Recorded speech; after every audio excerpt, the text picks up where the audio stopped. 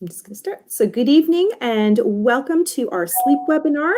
I have Dr. Justine here with me, and we're going to go over a few basic things. So if you have any questions during the presentation, you can text your questions directly to Justine. You can also type them in the comments section. Just note that your name will appear, and I'll be happy to get that information to her. So Dr. Justine was that girl, and she was very active in professional sports and advocating from a very, very young age, tender age of 15. She's a registered chiropractor. She owns Justine Blainey Wellness Center and has an incredible practice with practitioners. She's a wife and a mother of two, and she really sincerely is passionate about health and wellness for everyone, both individually, but as a community as well. And so I'd like to welcome Dr. Justine Blainey. She's going to talk to us about sleep tonight. All right. Thank you, Angela. All right. So before we get into what's coming up, and I know sleep's so important to us when we're stressed right now, just to go over some of the talks coming up, because our goal with Angela's help is to try and get something to you almost every single week through these tough times. So Brain Fit is on Alzheimer's, dementia, brain fog, and that's sort of what we call a makeover. And we're going to be covering Dr. Jocker's information, 3 really good nutritional papers and information about protecting your brain and those making new brain cells.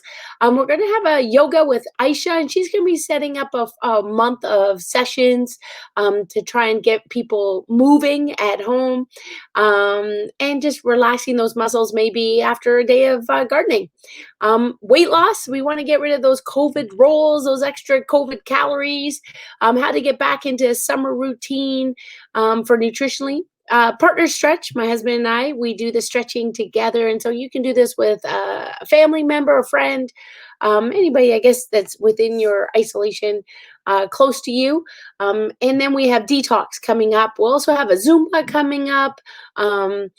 So we're adding a partner workout with your loved one, a family workout. So some really cool stuff coming your way that we're thinking about. But if you have other ideas that you would like to share with us and say, hey, I'd like to learn more about that, let me know. And I'd be happy to put it on the schedule.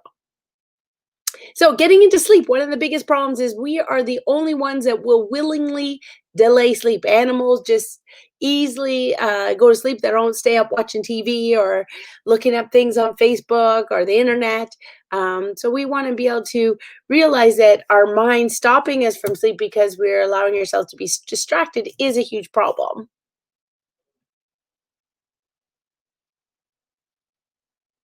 So one of the challenges is, and this is happening us definitely today more than ever, is that when we are stressed or have anxiety, then we can't sleep. I know when I'm worried about something, I can't sleep. And then so you get that insomnia, but that makes you more frustrated, leading to that vicious cycle of more anxiety, more depression. And then it leads to an area where people want to medicate or get into a haze of all different either narcotics, or they're just exhausted, a constant haze of being exhausted. So that whole behavioral cycle can be very, very dangerous and detrimental. So the information, so important, not just about having energy, but also being healthy mind, body, and spirit with a good quality sleep. So some of the ways you'll know that you need to get more sleep: blood pressure is up, blood sugars are up, you can't focus, you can't remember where your list is, finding you need to sleep in a lot more on weekends, hitting that snooze multiple times, going for the coffee or going for the sugar, and just all over irritable. You're on edge, you're moody, you're quick to comment, and you find yourself saying things you regret. So some of the challenges is making sure you keep a circadian rhythm. That means going to bed at the same time as getting up at the same time. So for example, if you're used to going to bed at 10 and getting up at 6, even if it's a weekend, you might go to bed at 11, get up at 7, but you wouldn't change it by 2 or 3 hours. You want to be able to keep that same rhythm. So for example, for me, Basically by 10:30, I'm a zombie. I'm out. 10:30 to 4:30. So you want to be able to find that rhythm for you and then keep it, even if you're on holidays or you're away or you're at the cottage or you're not working.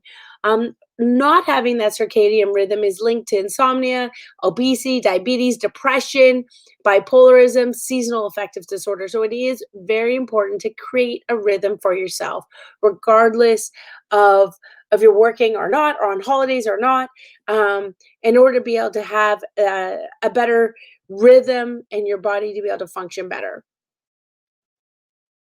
So some of the fatigue symptoms that you might find, lack of energy, fatigue, exhaustion, feeling like you're passing out, but also things you may not think about: palpitations, anxiety, dizziness, vertigo, shortness of breath. So just a joke, it's nothing to lose sleep over. You just have insomnia. It is something that we do want to take seriously. So there's just lots of causes of insomnia. It is often a symptom of a primary problem, often related to stress. And I know we're in some really stressful times, so that's why this information I thought would be crucial to us. It is related to our diet, prolonged illnesses, medications, or other secondary illnesses. So, in order for our health to be overall better, it is better to find a way to get that good quality sleep and those naps. So, some of the things you'll know if you didn't really get a good night's sleep, you find it difficult to wake up, like hitting that snooze, but also things like your performance suffers at work or on the job, normal day to day activities affecting your focus, our concentration, or just ability to make quick decisions. We may even find that we're clumsy or uncoordinated. So, this truly would affect athletes as well. We talked about the moodiness or the irritation, and fall asleep during the day. So I know through high school, university, this was definitely something for me. I could fall asleep driving. So something that when I was super tired through high school, university, chiropractic college, breastfeeding for 4 years, that was something that I could fall asleep at a stoplight.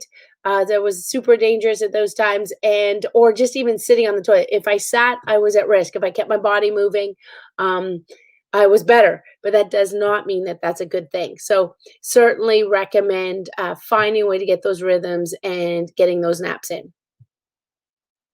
So, some of the things sleep does, it helps restore your mind and your body. And yes, it does boost your immune system. It helps us manage those daily stresses, helps our athletes repair muscles, or after work gardening or snow shoveling, doing repairs in your own home. It helps you recover.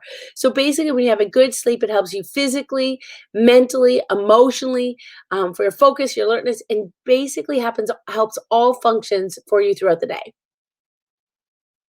So, what is REM sleep? A lot of people, this is the good quality sleep that you want. We have five distinct phases of sleep, and that rapid eye movement, that's REM sleep, does make up a certain percentage of your sleep, usually within the first hour, hour and a half of falling your sleep, and you'll hit multiple cycles of that sleep.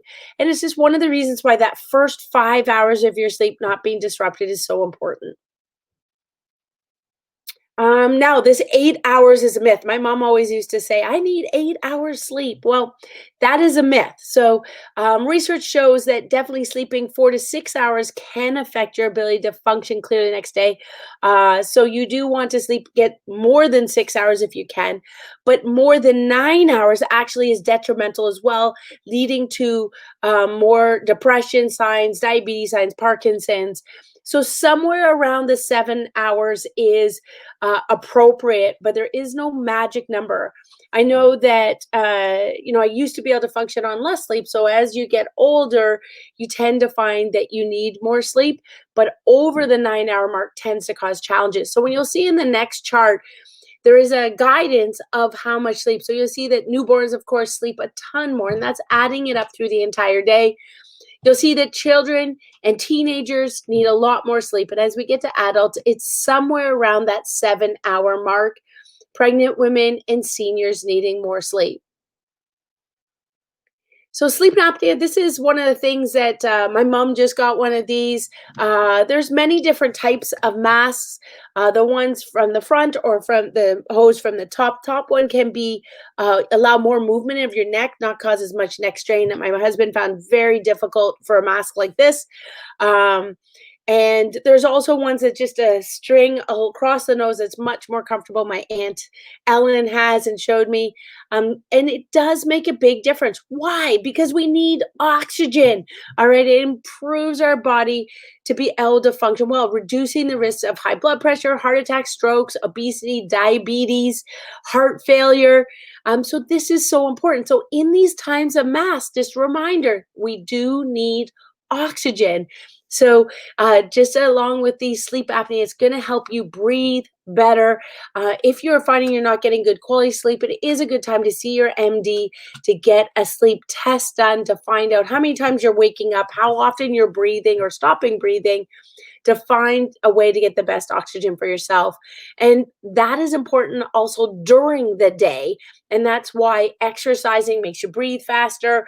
Even whether it's high intensity or a walk, you don't want to be covering your mouth when you're exercising. You want to be making sure you're focusing yourself on getting that good oxygen throughout the day. And the next slide, Angela. All right. So, good news about is you get a good quality sleep, it can actually help you lose weight. All right. Now, if you don't sleep well, typically you're going to want to eat more for energy, and it'll affect your hormone balance and affect your ability to lose weight. So some of the challenges with lack of sleep is people tend to gravitate or be prescribed, whether it's a prescription or over the counter, different sleeping pills, but it has numerous side effects: drowsiness, dizziness, lack of coordination, mental alertness being affected, constipation, headaches. But that's just to name a few. So there's actually some slides coming up. You're going to see some really dangerous side effects coming up. One of the facts is that sleeping pills are so addictive.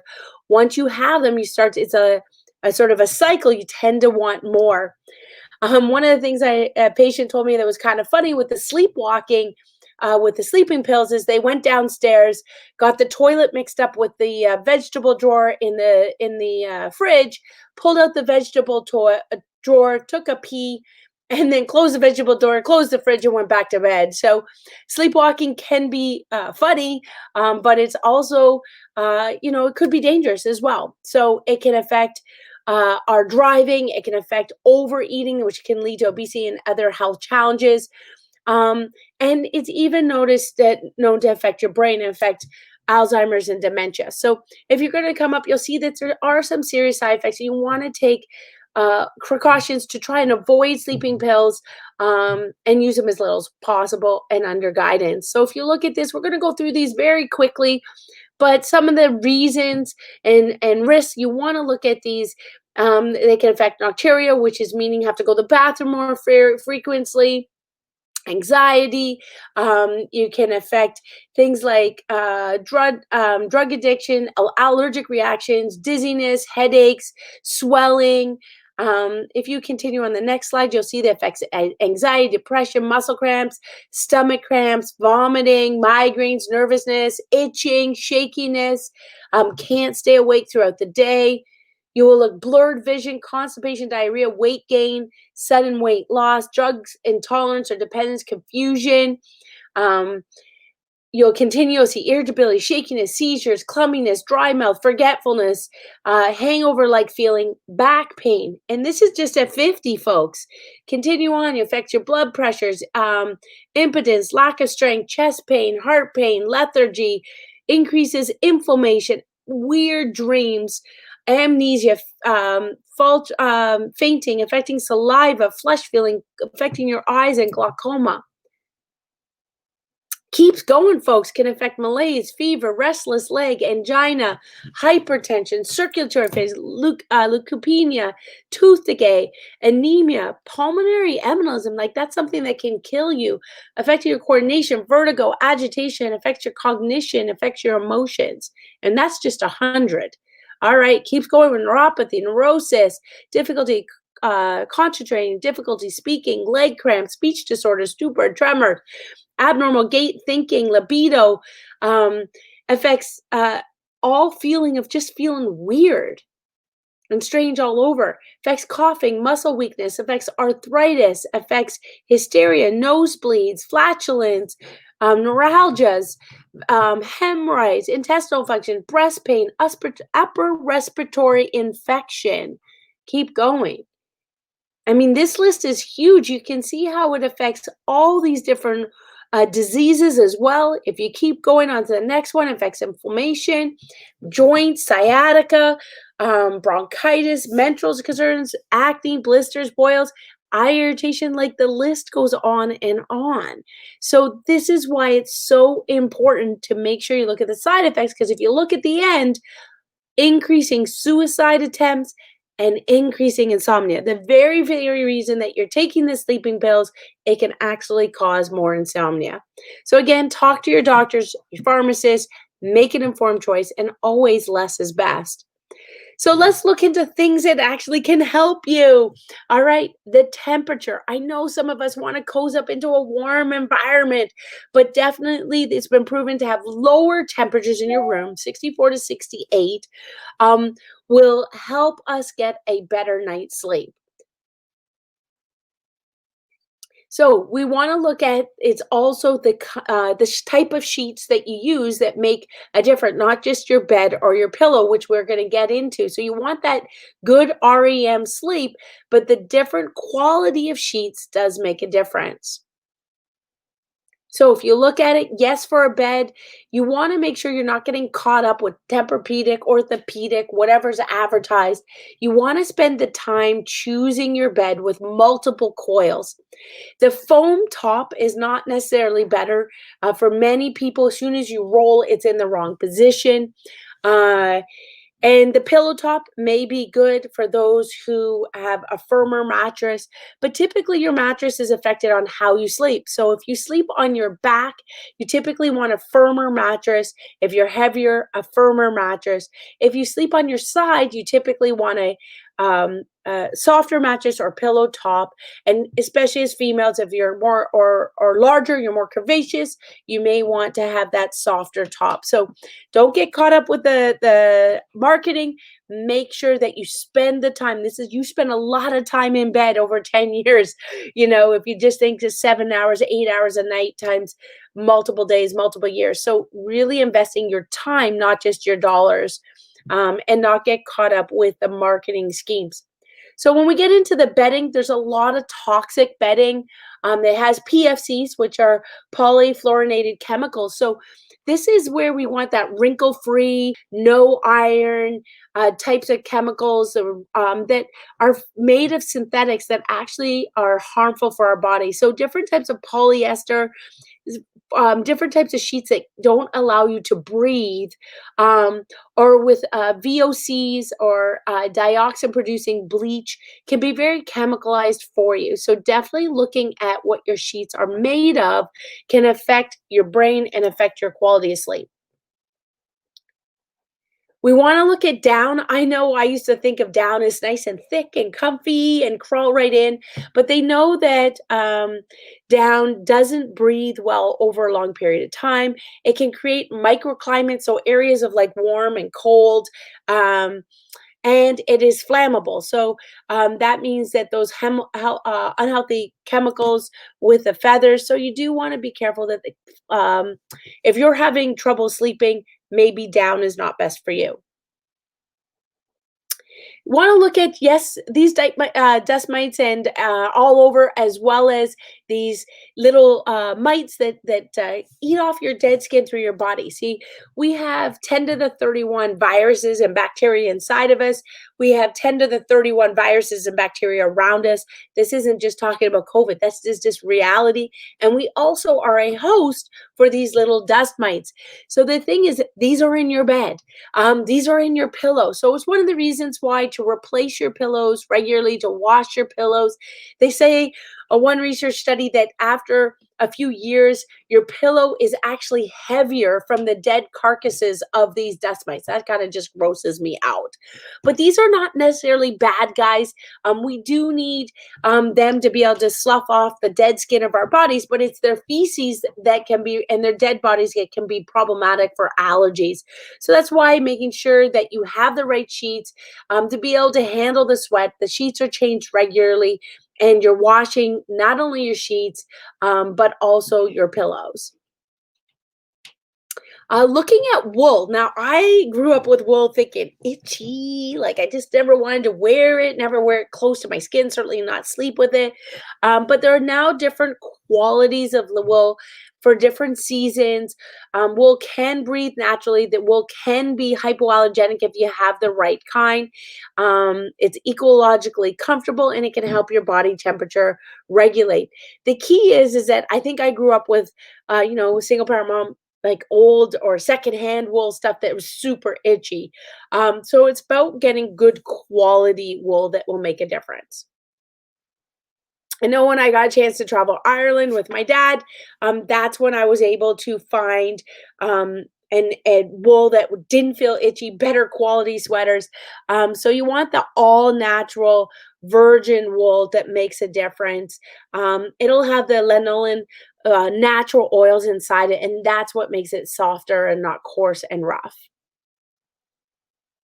So, what kind of pillow should you have? And so, first, I want to say that it is definitely different for others. And I know that many of us go for that comfort, that first good sleep, but that doesn't mean that it's actually healthy for your neck and for your to get quality sleep long term. So, when you're looking for a pillow, if you sleep on your back, you actually want a very small pillow because you don't want it to force your head forward. That's called forward head posture. It reduces your cervical curve or your cervical lordosis. We call that C curve in your neck. So you do want to protect your neck. So we have cervical rolls that people can sleep on or at least have for 10 or 15 minutes before they go to bed to protect their roll. You can use a towel roll as well, but on your back, a smaller pillow. Now, if you snore, you may want to raise the bed 4 to 5 degrees just to raise your head slightly. And you also, if you're asleep on your back, you may want to make sure that you have a pillow under your legs, and sometimes even a pillow under your elbow so your arms are not falling back, which can lead to more signs of carpal tunnel, affecting the nerves from your neck and brachial plexus that goes down your arm. If you're sleeping on your side, it's completely different. You want to have the pillow, if you change the slide, that'd be great, Angela, pillow the same width as your shoulder. So you'll see in the first picture here that the pillow is too large. It forces the neck forward. When you're laying on your side, you want to see the spine in that straight line. You don't want to lose that normal curve, so you can see the neck starts to curve down. So the pillow has to be the same width as your shoulder, even as you squish it together. It can't just look fluffy. It actually, when you squish it together, it should be the same width as your shoulder. So that's why a small woman or child, small man, may have a much smaller pillow than a larger person. So when you look at the therapeutic pillows, for example, it has the proper curvature to maintain the C curve in your neck. You can see that hump to keep in the neck in the right position, as the same as when you're on your side, keeping your spine straight along so your head isn't tilted either way. Now, to have your arm up like this, to sleep on your side, to raise your pillow, raise your neck, is unhealthy. It jams in through your neck, as well as curling up. Again, you're jamming in through your neck. And of course, the worst thing you can do is sleep on your stomach, because you don't just sleep straight forward. You tend to turn your head, which twists your spine and your brainstem, which is, of course, going to affect your sleep. So when you're looking at positions, no stomach sleeping. That's the one on the second on the right. So sleeping on your side, many people like that sort of fetal position. So the best way there in that fetal position is make sure you have the pillow the same width as your shoulder, a pillow between your arms, and a pillow between your legs. Typically, having your legs straight out is not comfortable for your lower back, nor is that C position. If you're on your back, again, pillow under your knees and sometimes under your elbows, with making sure that the pillow isn't too big for your neck. Now, if your arms are elevated, that typically means you're having neck problems starting to affect your neck, or it's trying to open up your chest and open up your breathing. And I definitely would have that checked by your chiropractor. Now, you'll see here some of the pillows. So on your pillow between your legs and under your knees. So things about sleep, when you cannot turn your brain off, one of the things is your brain is racing and racing about what you should have said or what you're going to do tomorrow, what you're worried about, what you're anxious about. So one of the best ways to deal with that is journaling. So you can journal either orally in your phone, so you can keep it the next day, especially even if you wake up in the middle of the day and you get that thought or that dream, to quickly orally put it into a phone or a dictaphone, um, or to journal written wise, right? To journal the things you're grateful for, to change your mindset into a new frame of mind. Or if you have things you guys do, write that to-do list so you don't have to try and remember it through the night, or that conversation that you need to have, things you need to say, to get that sort of written down and out of the way can make a big difference. Even if those thoughts wake you up in the middle of the night. I know one of the things through school, I used to wake up with math problems and solve them in the middle of my sleep. Or I think of patients, where I should do this for this patient, do that for that patient. And it's better for me to write it down, put it in my phone. And so that way I can get a better quality sleep after that. If we're finding we're waking up stressed, or having bad nightmares or bad dreams, it's much better about preparing our mind before we go to bed. So, um, sort of making sure that 3 hours before bed is quality time, focused on positivity, no negativity, and no blue light. So we're going to go through that now. So, better way to get a good night's sleep: proper neck curve. So, that's a proper nerve supply in your neck affecting your head. Getting good quality exercise so that you are tired. You have been getting more oxygen to all of your muscles and all of your body. Making proper food choices. We do have that talk coming up about nutrition and weight loss. Looking at the food positioning, sleep positioning, bedding, light, avoiding that blue light, so that you have a dark environment. So, for our kids, they had to go to bed earlier, especially to get up earlier for figure skating in those years. So having those blackout blinds. I know one patient who was a firefighter, so he would sleep in his cellar so that he knew it was cool and completely dark. So focusing on consistent bedtime. So mine's typically I'm in bed by 10, read to 10:30. So finding a pattern for you and looking to eliminate toxicity with the sheets, but also your personal hygiene products and toxicity of the mind. So that's not listening to the news or anything negative before bed, any type of action show, TV, media, Facebook, things that will distract your mind. So, pets in the bed. Now, I know I grew up with my family having cats and dogs. So, for them, they would want to have pets in their bed, either some of them in bed through the night or at least in the morning. Many people find that they do not get a good quality sleep with a pet or a child in bed. So, when I was breastfeeding for 4 years,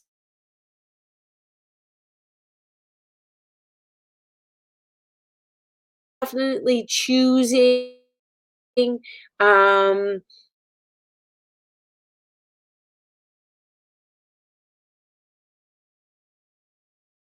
to their own specific bed afterwards, or the child goes to a specific bed. So essentially, what I'm saying is get that cuddle time. Because,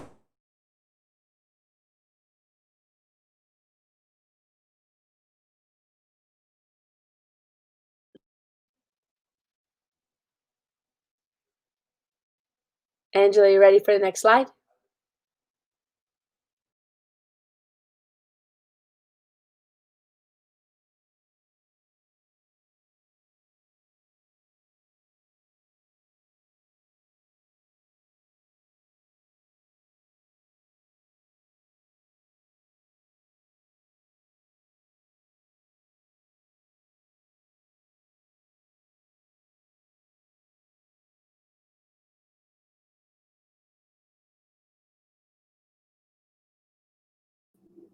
Hi, everyone. It's Angela Bomer, and I just wanted to let you know that we're just going to get Dr. Justine back online here, if possible, and get her reconnected because it looks like we've had a bit of a technical challenge, okay?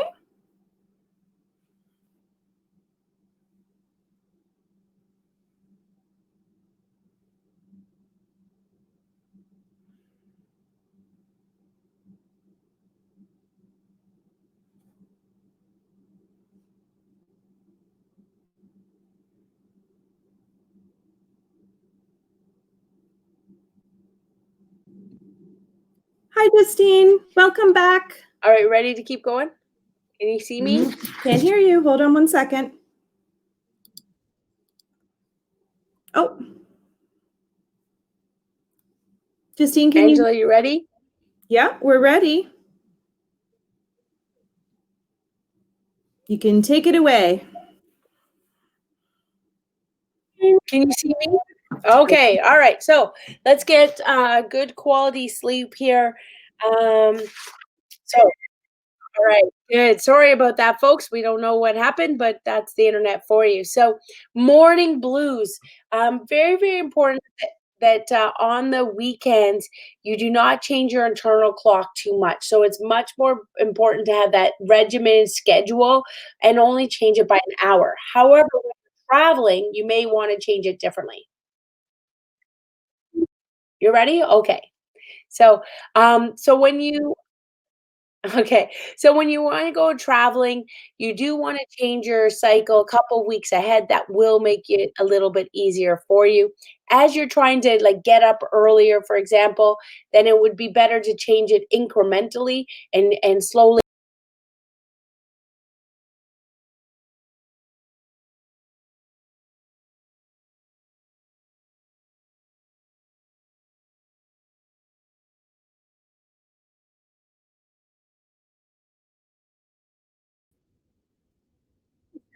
Just try to hop back on again.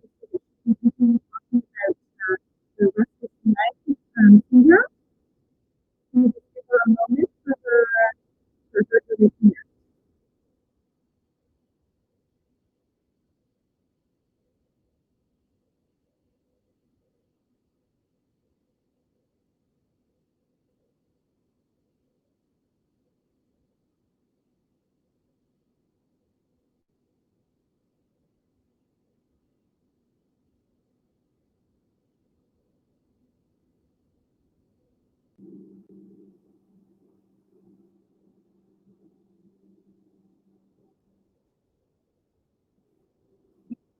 I can see you again, Dr. Justine. I can hear you. All right, we're back. Sorry, folks. All right. So restless leg syndrome, very, very weird, creepy feelings in your legs, itchy, tingling, got to keep moving, electric feelings. So one of the things is looking at magnesium, but definitely recommend talking to a naturopath, having your blood work tested so that you know the right supplements for you, because that can make a big difference. That's affecting your vascular system, your nutritional system. So definitely seeing a naturopath to get the best results. And soon our naturopaths will be back.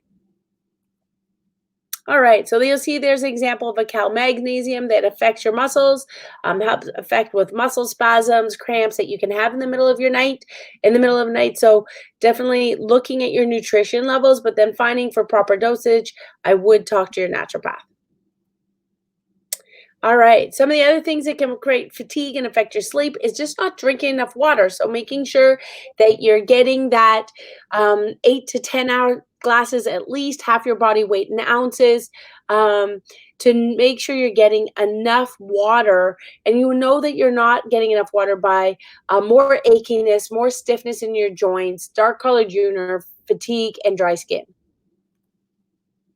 Some of the other signs that we have to look is at EMS, that's electromagnetic sensitivity. And I know there's a ton more information if you Google on this now with 5G coming up, but we've already known this for ages that electromagnetic sensitivity, EMS, can affect fatigue, sleep, headaches, chest pain, nausea, panic attacks, and insomnia, ringing in the ears. So we're starting to see more and more research on this as the towers of 5G go up, but I would do your own research on this because we know that even without those tires, people were starting to feel that this affects their bodies. So how do you protect yourself? Um, Put one awareness, no TV in your room, no blue lights in your room, no cell phones, no cell phone chargers near your bed, no charging of any device near your bed, even your alarm clock, getting it away from your head, making sure that you're not sleeping on the wall of your power source where your power box is. So that you're not on the wall of electric meters or circuit breakers, stereo. So you're careful of how you set up your room away from this. And you can get this tested by purchasing a low fault e-field detector. And you can also have people come in to do testing through all your different outlets to see if this is something that's affecting you.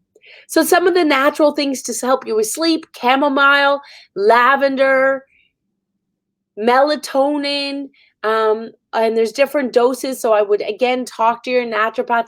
That's supposed to help with morning alertness, lengthen your sleep, getting better quality sleep, and falling asleep more frequently.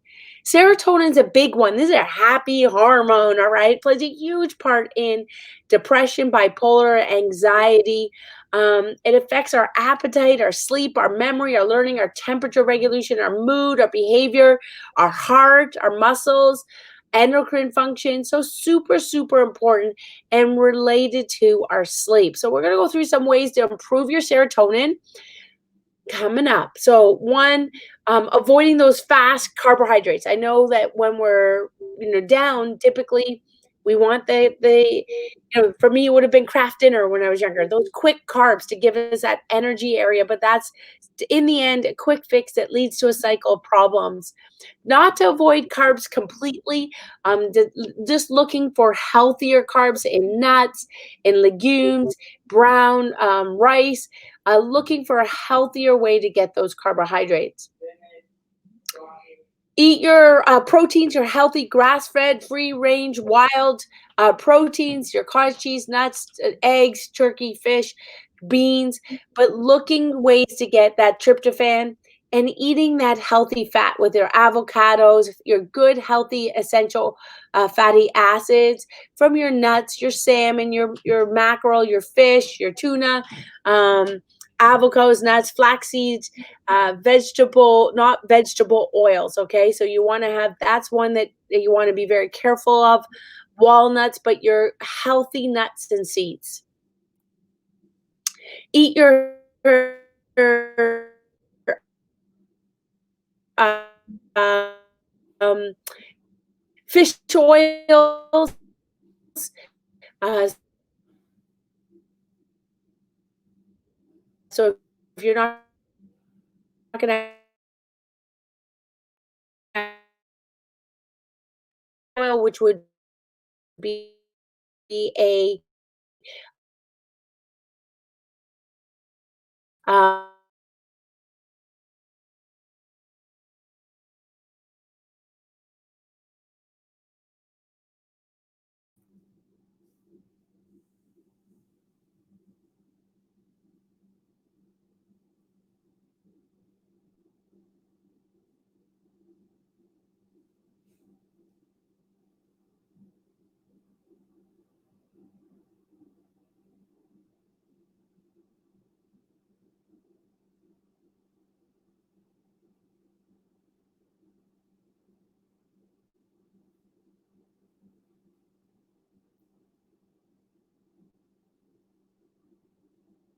So tonight, everyone, it doesn't look like it's a great night with our technology. Hopefully, I've let Justine know that her screen is not working as well, and hopefully it'll come back in just a moment.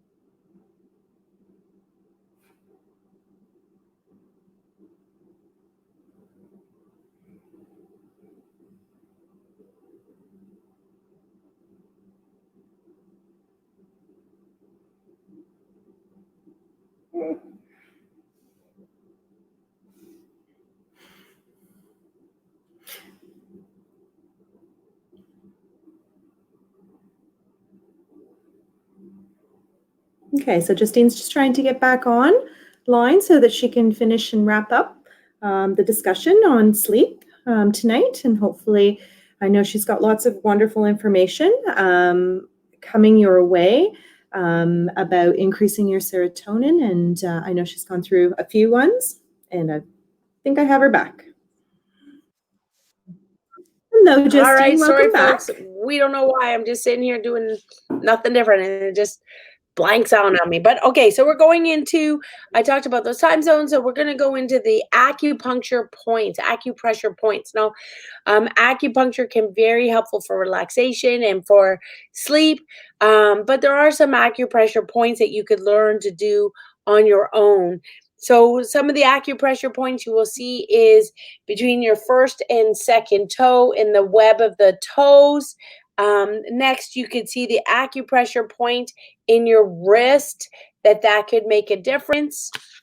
And if you look at the acupressure points, it could make a difference in your thigh.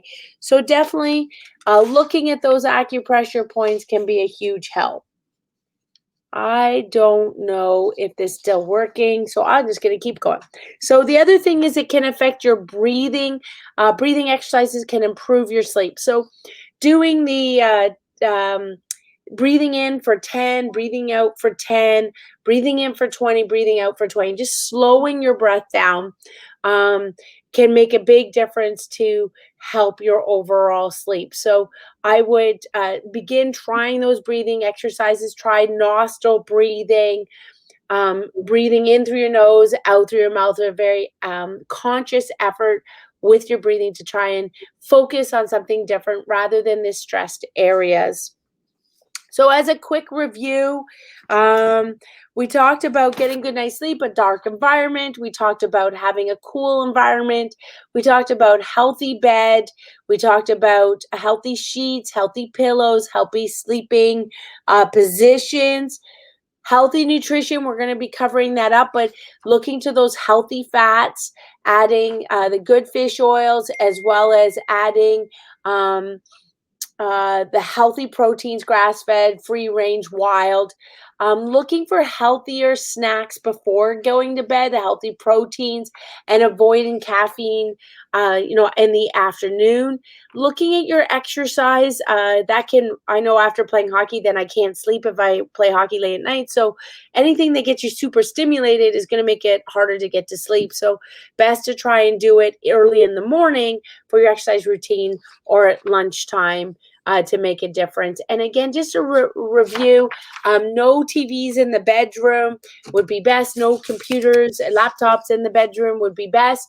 And having that bedtime routine of gratefulness, of thankfulness, of prayer, meditation, breathing exercises before going to bed. And then going into any questions that might be there. So I'm just going to double check. Angela, I'm not seeing any questions. Do you have any? I don't have any questions that I received. No. So at this time, I just want to review. The next talk is going to be the most exciting one so far. It is going to be longer. It's on brain fit. We're going to be covering Dr. Jocker's information, 20 different ways, foods to eat for your brain. Pardon me? All right, 20 different ways to improve your brain. That's Brain Fit next Tuesday. Some great information about dementia.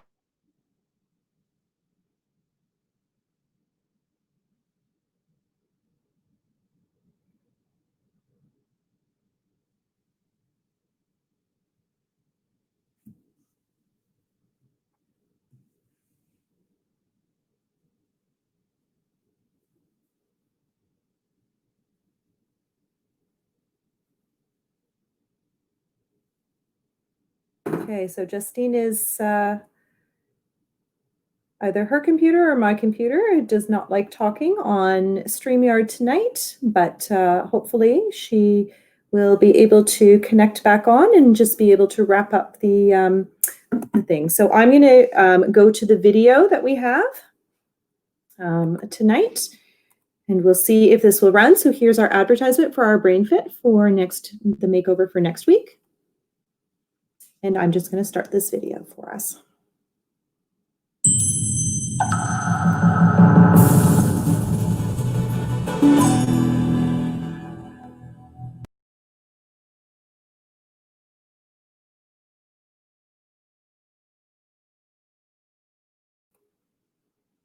Okay. Hi, everyone. I just wanted to hop on and just let you know that it looks like the audio is not able to transmit. Hi, everyone. I just wanted to hop on and just let you know that it looks that's like my phone. Just going to turn it off. Transmit. Sorry. I'm just going to put that over there. That's my phone. Just going to turn it off. There we go. Sorry about that. So I'm going to put the the video back on, and Dr. Justine is actually here, and I'll put the video online, and she's just here to come and help wrap up our sleep session today.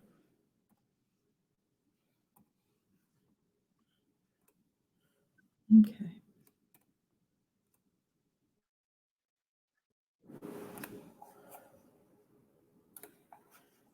Okay. Justine, can you hear me?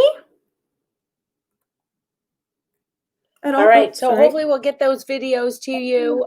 Just want a reminder that we have now over 40 videos on Facebook, on our website, on YouTube. So check them out and share them with families. I've been working really hard to get information out.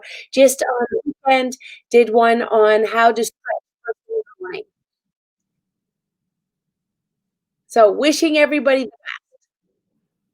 All right, and just share these videos with everybody, and also please, do a like on our Facebook, get our information, as well as Google reviews to share with others. But most important is get the information out to others, because we really want to be able to help those who are stressing and not sleeping, or they're just not sleeping and they know that it's causing detrimental effects to their health. So I wish everybody the best to sleep tonight. Make sure you do those breathing exercises and time of gratitude. And if you are stressed about something, to journal before you go to bed will make a big difference.